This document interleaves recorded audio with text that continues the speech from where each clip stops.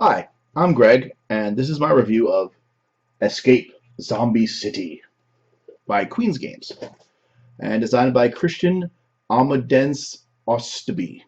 If I butchered your name, I do apologize. Um,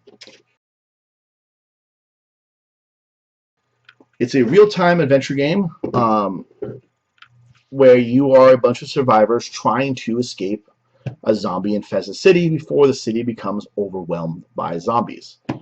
So let's get right to the gameplay. Escape Zombie City is a game designed for 2 to 4 players.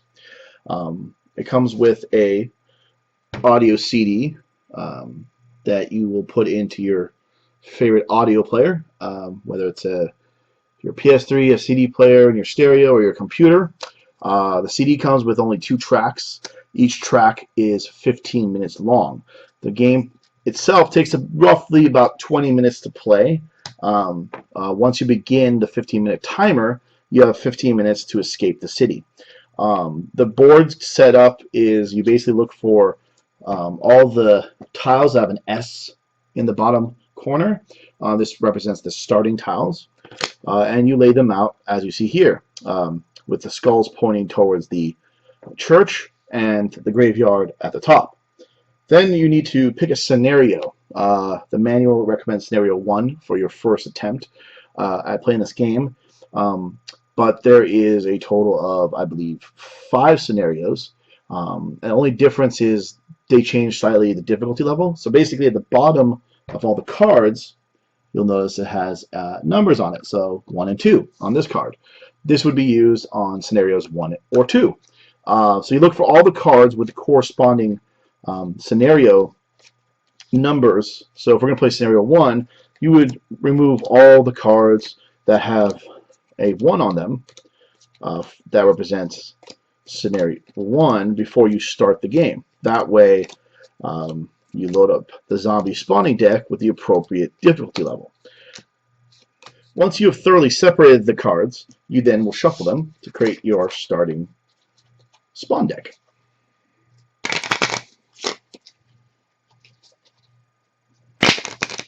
Once the cards have been thoroughly shuffled, you then place them on the graveyard.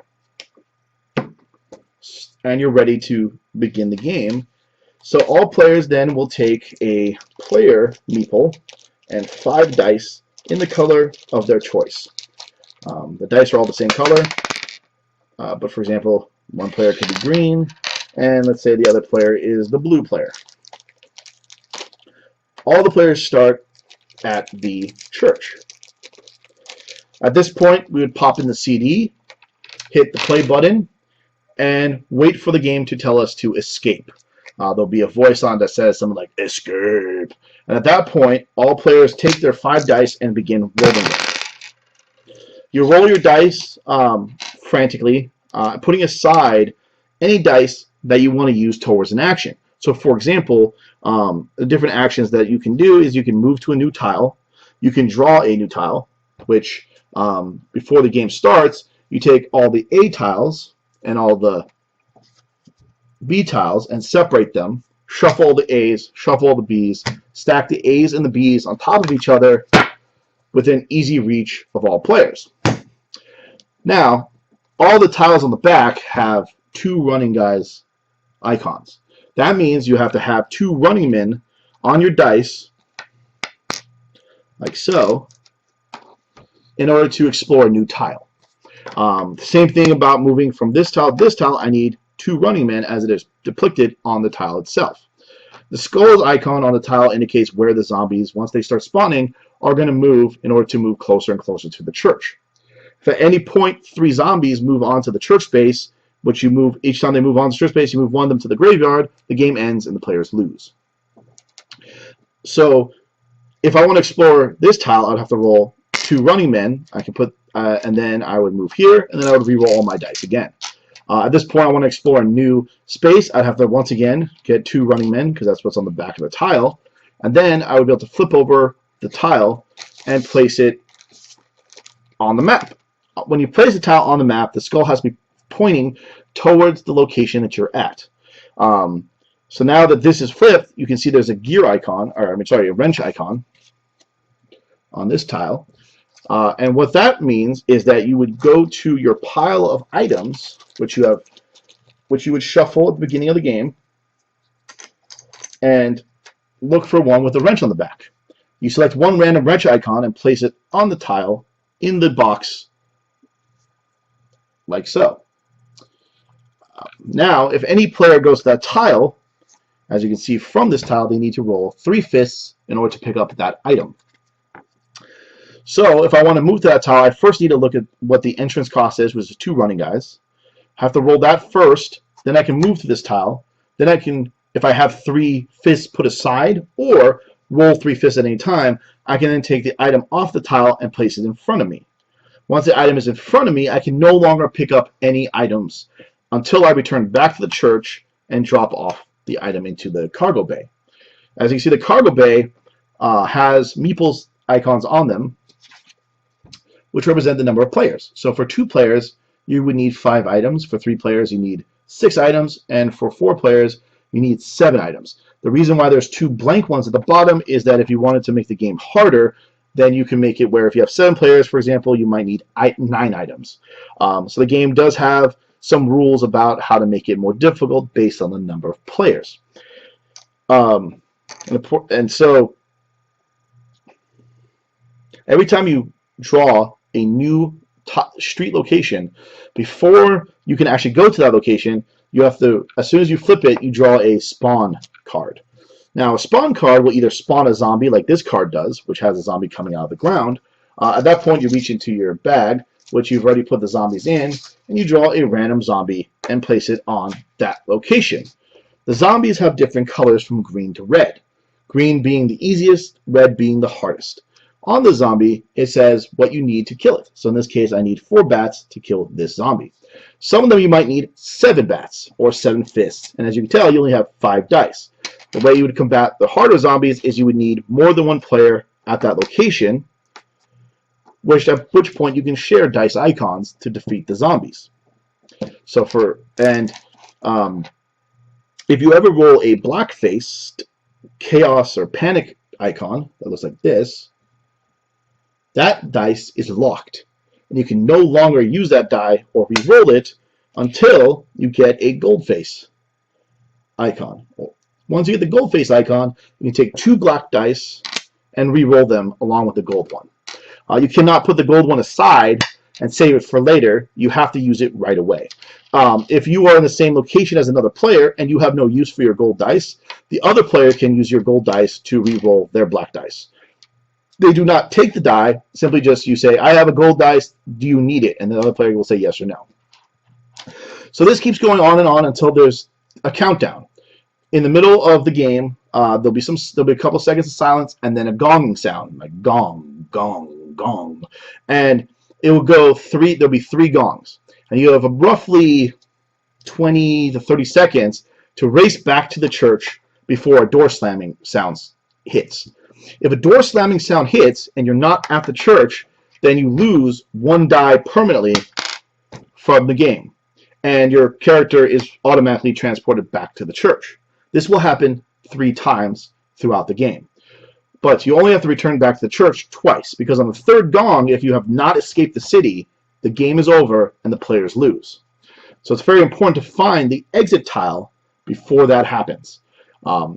You know that the game takes about 15 minutes, roughly, so in a way you can keep track of how much time is left, but really there's not really much time to do that, so you're really just frantically rolling dice, hoping at the right combinations, exploring as much of the city as possible, and then to uncover, hopefully sooner than later, the exit tile.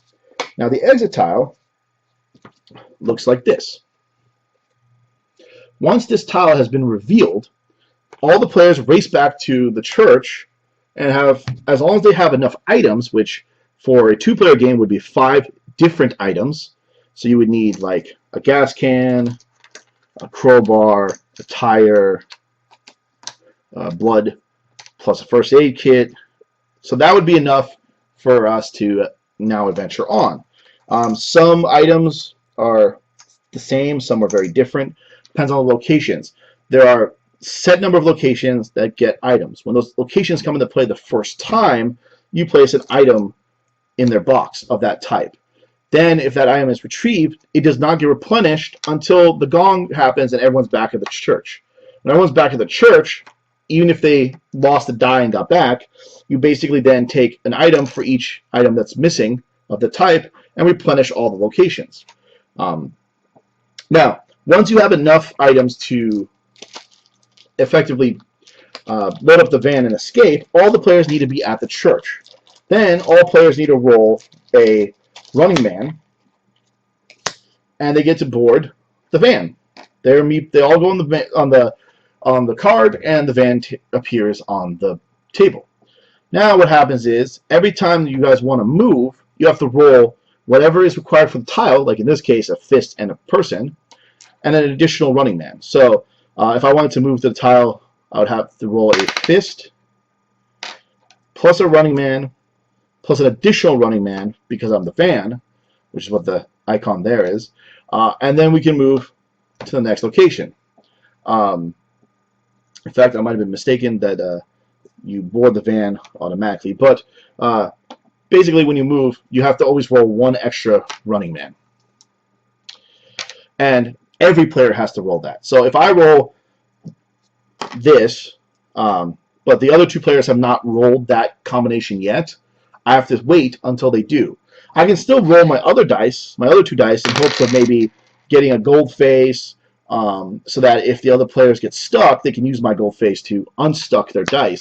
But basically, I just have to wait. And then once everyone has rolled that particular combination, the van moves towards the tile. So if you get lucky and you draw the exit tile pretty close to the church, you can escape pretty quickly. But if the exit tile was drawn pretty far from the church, then it could be a real race to get to the end before the game is over. Some of the other cards here that they have is they have colors based on, like, this guy is the green zombie moves. There's one for each color. Yellow zombie moves, and then red zombie moves. The downside, of course, to this is that if you're colorblind, it's really hard to tell which color moves. That's a little unfortunate. I kind of wish they had used icons on the zombies or made them slightly different, so that even if you were colorblind, you could take a look at, like, let's say, a star symbol on the red zombie or the yellow zombie, and you could look under the yellow and it's like, oh, there's a star. At least that way, people who are colorblind could play the game a lot easier. But it's a minor complaint. So in the first scenario, which is the basic game, those are really the only three combinations that you can get: spawn a zombie or move a zombie. It's pretty basic.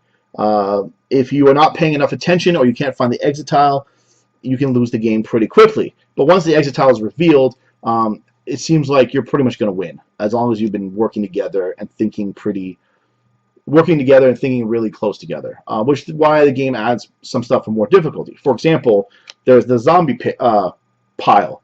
Any tile that has a zombie pile on it, like this exit tile in the center there, gets a zombie when that card comes out. If the exit tile has a zombie on it and the game is over, the players lose. So the players have to make it to the exit tile and clear it of all zombies before the final gong sounds. Of course, once you have started heading towards the exit, you're not going to be revealing new tiles, so you're not going to be spawning any zombies or moving any zombies, but you might have done it on a previous turn. There's also these kind of cards, which are the zombies move twice. There's cards where you spawn two zombies and move a zombie, and some of my favorite cards are like these, where, for example, this one, you cannot talk while rolling dice and a zombie spawns. This goes in front of you, and until you roll 3 fists and dedicate it to this card, you can't talk to any of the other players. This one, you can't sit down. You have to stand up and roll the entire time. And then there's this guy, where if the dice falls off the table, it's out of the game. And finally, there's some other ones like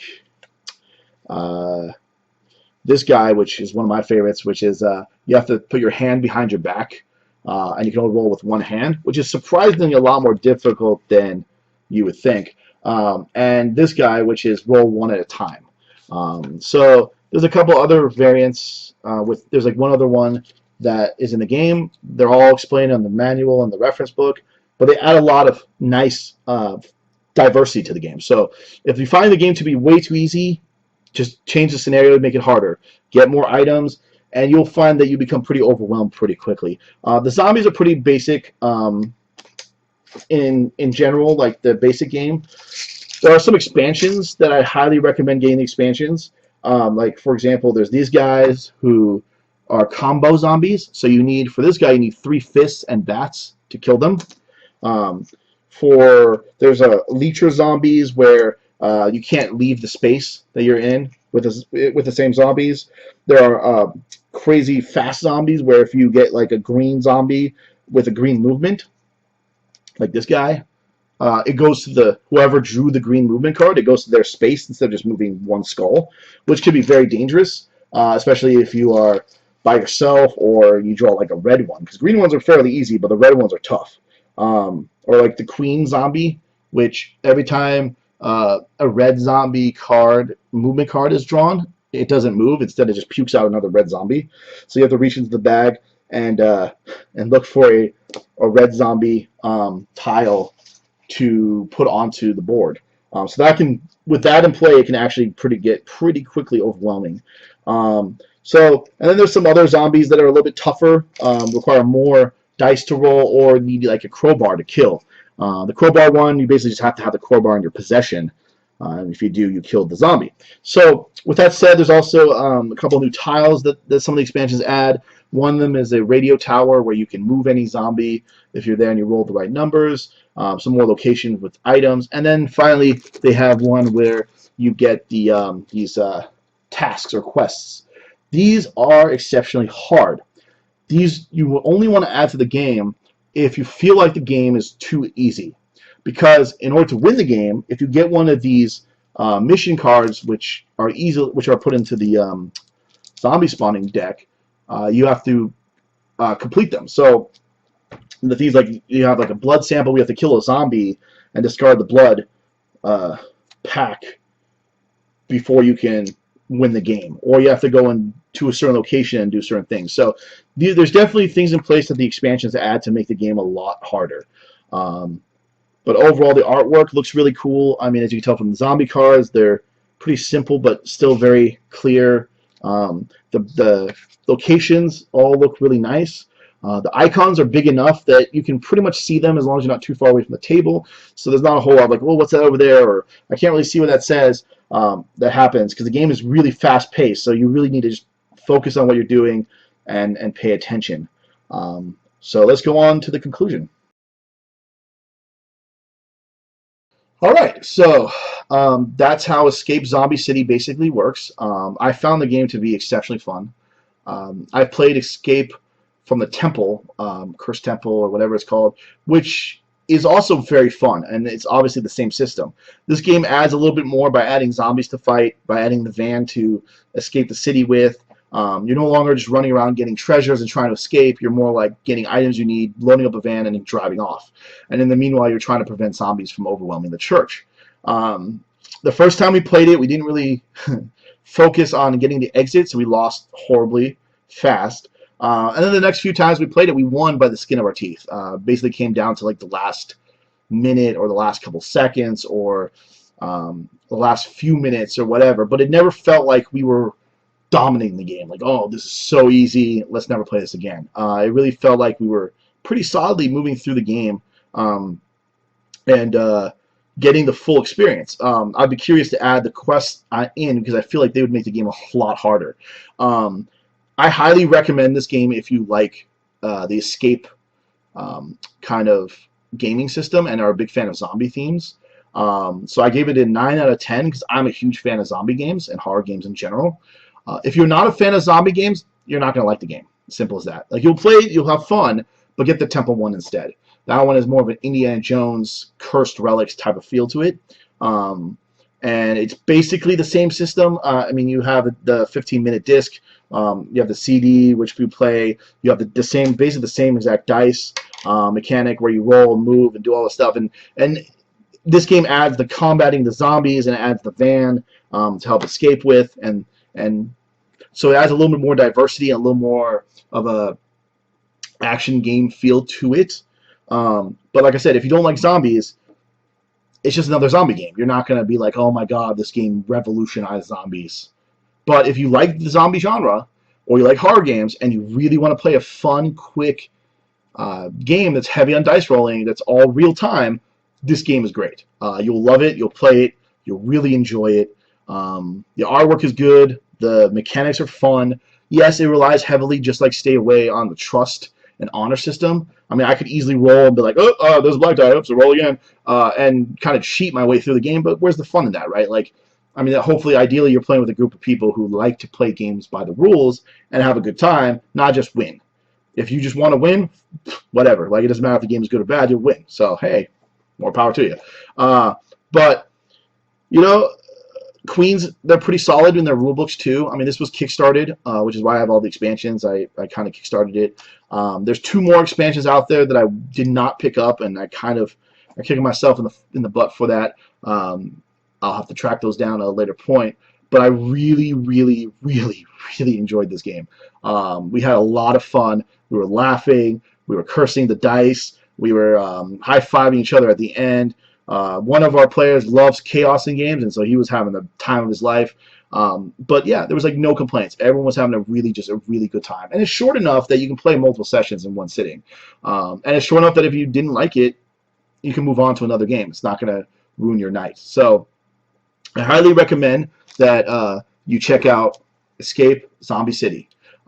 Really good game, really fun, and